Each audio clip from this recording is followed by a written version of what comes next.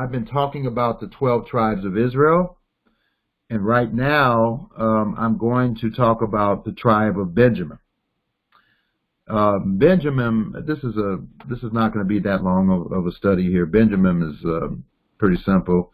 As you can see here, Benjamin is the son of Rachel, was the full brother of Joseph. Even so, the main portion of Benjamin was destined to be permanently associated with Judah. The present-day Jews include many from Benjamin. According to the legend, this may apply especially to the Jews of Germany or Romania. Descendants of Benjamin are also to be found among the 10 tribes. We suggest that the offshoots from Benjamin were to be found among the Normans and the Woolans, Belgium. Others have claimed for Norway or Scotland, which we doubt. The banner of Benjamin was colored like all the colors, including the 12 colors, and a wolf was illustrated upon it. The gemstone of Benjamin was yeshbet, identified with the jasper. Some forms of the jasper stone were indeed multicolored. Benjamin was the youngest brother. Our commentator Eliyahu Kitov claimed that this influenced his character and that he felt permanently deprived or put upon by the other tribes. He was the darling of his father who doted upon him. Benjamin had aristocratic qualities. Saul, the first king of Israel, was from Benjamin. They were jealous of Judah and of the house of David. Despite this, quite a few of the most loyal leading warriors and dignitaries in the kingdom of David came from Benjamin. This shows an ability to ignore petty differences and work for the good of the generality. The case of the concubine at Gebal, Judges chapter 19, involved an ability to ignore petty differences. Involved an attempt at a homosexual rape, followed by the gangbanging to death of the woman of a traveler. The tribe of Benjamin refused to give up the culprits and fought against all the other tribes until they were almost wiped out. This shows tendencies to unnatural lust, extreme violence, disregard of others, alongside family loyalty, self-sacrifice, and warrior talents. His symbol is the wolf, and he can exhibit wolf-like qualities in both the good and bad sense. Adolf Schinkler Gruber, alias Hitler. I didn't know that was his name. Adolf Schickler Gruber. That was Hitler's last name. Nicknamed himself Wolf and began his crusade against the Jewish people by tormenting the Jews of Germany, among whom many were from Benjamin, also symbolized by a wolf. There may be a message here that by attempting to abandon what made them unique, the Jews of Germany left an opening for their enemies to get at them by adopting those characteristics they themselves had sought to abandon. Benjamin is not noted for spiritual depth. Though often extremely intelligent, he is not necessarily intellectual and introspective. He relies on instinct. Benjamin is often successful. He is capable of succeeding where others would not, of failing over and over again, but in the end, coming through. If he succeeds and then fails, he is liable to make a comeback where others would have given up. Mordecai and Esther were the tribe of Benjamin. Again, let me repeat this. Mordecai and Esther were of the tribe of Benjamin.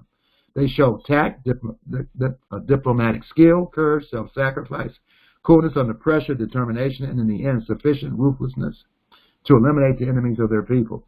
They also accepted reality and worked within its limitations, bending the situation to their own advantage or rather to the higher purpose that they have dedicated themselves to. Miss Benjamin. Michal, the first wife of David, exemplifies the womenfolk of Benjamin. She lets it to be known which man she has set her eyes for. She dedicates herself to her husband and risks her life for him. She is the one who reveals to David the plot against him and shows him how to escape. She defies her father, yet makes an excuse which, though palpably false, is tactful and gives Saul an excuse to ignore her behavior if he so wishes. She expects her husband to respect him and considers his honor as representative of her own. This shows both refinement and tendencies to snobbishness. She is not beyond reproving her husband in a disrespectful. You see, there's nowhere in the Bible where a woman is supposed to correct her husband. Okay, I don't see that at all in the Bible. Certainly not in a disrespectful way. If she does correct her husband, it's not like she's trying to rule over her husband. She does it in a tactful and wise way. All right, she is not. That may be in the Bible somewhere. I think it is. But anyway, she is not beyond reproving her husband in a disrespectful one. You're not supposed to, and husbands, you're not supposed to correct your wives in a disrespectful. It works both ways. Okay, so husbands and wives are not supposed to reprove their husbands husbands and wives not to reprove each other in a disrespectful manner. Now the disrespectful way that her husband would do it, he would, talk down at her and treat her like she's a bunch of garbage, okay? And a wife, she shouldn't be doing it in the first. She shouldn't be screaming and hollering at her husband. So, I'm just explaining to you what I've experienced over the years dealing with husband and wives and hearing stories about how they deal with each other, okay? She is aware that she is the daughter of a king in her own right and seems to demand respect for it in addition to the status given by marriage. She is socially conscious of class and resents being equated with maidservants. The women folk of Benjamin may allow themselves to be given over, but in general are noticeably more chaste than their men folk.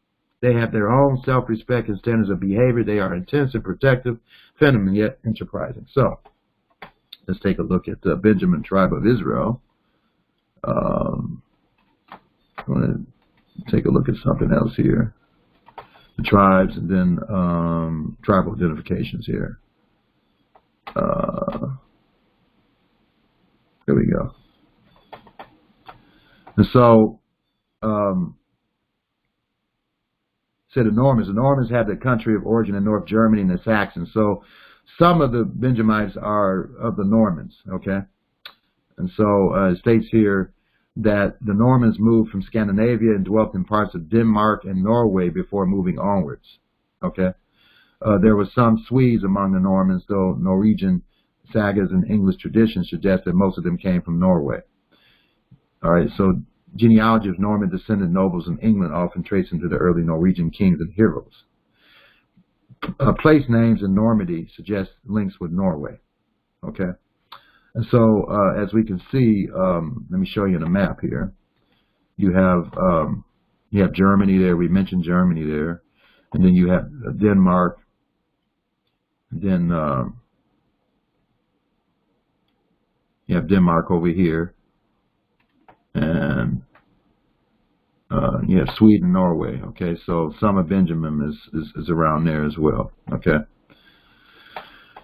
All right, so I think I'm done with Benjamin here, pretty much. Yeah. So Benjamin was pretty simple. They're listed with.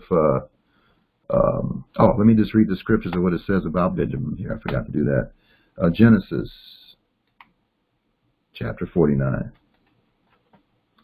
See if you guys still hanging in there. Okay, yeah, good. You're still hanging in there. All right, great.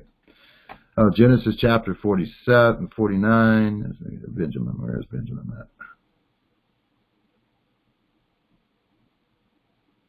Benjamin shall raven as a wolf. In the morning he shall devour the prey, and at night he shall divide the spoil. So we already talked about the wolf characteristics of Benjamin. And then Deuteronomy chapter 33.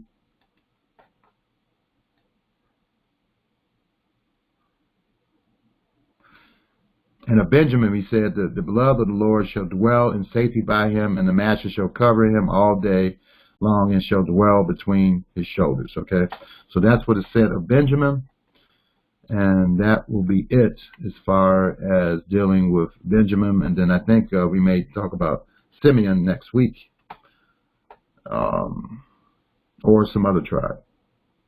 So let me just end the Bible study here with. I'll stop the recording here.